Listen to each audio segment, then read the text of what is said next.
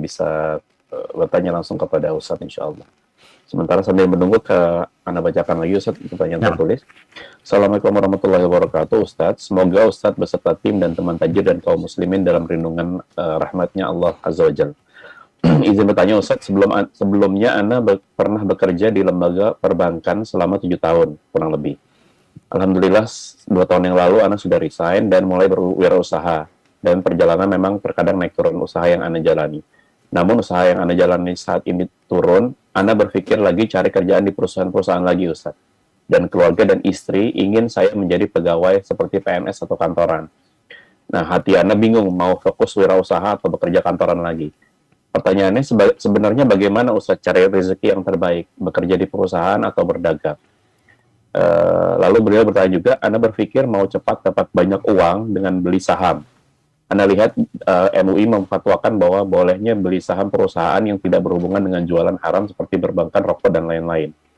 Dan bolehnya beli saham perusahaan yang berhutang tidak lebih dari 45%. Bagaimana hukumnya Ustadz dari investasi saham BI Indonesia ini Ustadz? Jazakumullah khairan. Nah, jamaah. Kalau bicara mana sih pekerjaan yang cocok buat kita?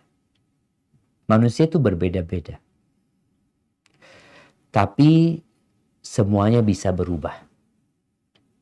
Ada orang yang mungkin jadi pegawai. Tapi dalam hati dia nggak ingin jadi pegawai terus gitu. Sehingga yang dia lakukan ketika dia menjadi pegawai, dia belajar. Dia belajar, dia ambil ilmunya. Setelah itu dia wirausaha.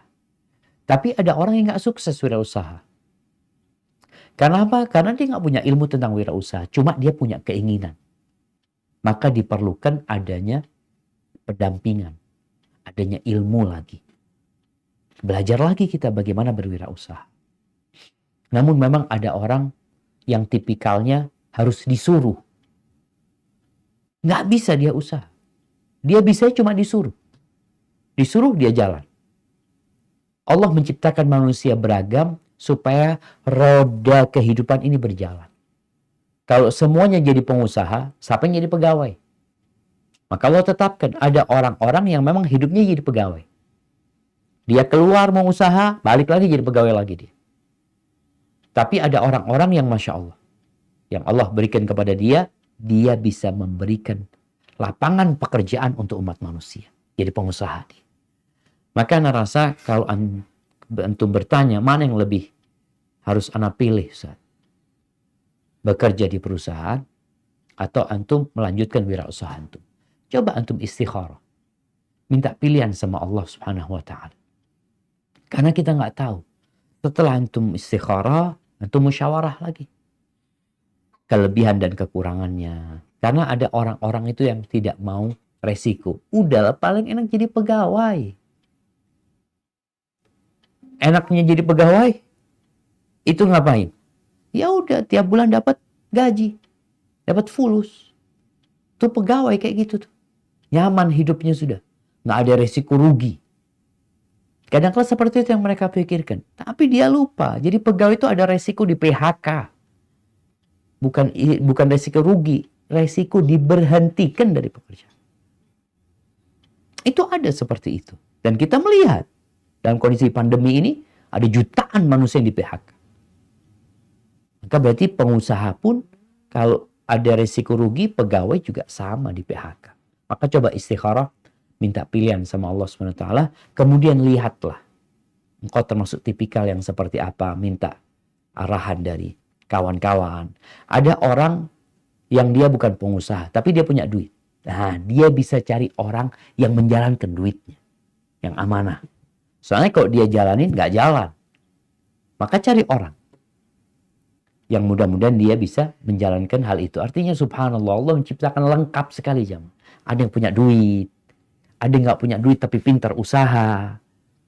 Sehingga yang punya duit ini berbagi rezeki dengan yang pintar usaha yang nggak punya duit. Dengan cara seperti itu.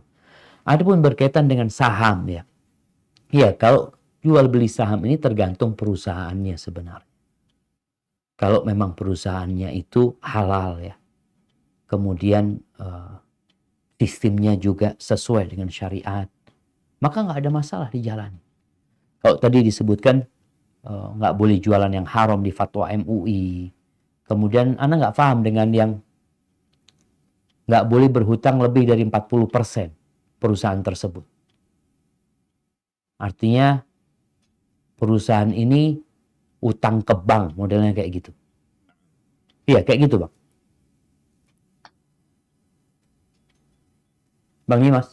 Nah, Ustaz, di sini dijelaskan bahwa MUI menjelaskan bahwa perusahaannya tidak berhutang lebih dari 45%, hutangnya tidak lebih dari 45% dari aset perusahaannya, Ustaz. Oh ya, itu mungkin untuk jaminan supaya nggak kolab dia, Bang. Kalau Nah, Ustaz, seperti mungkin. itu.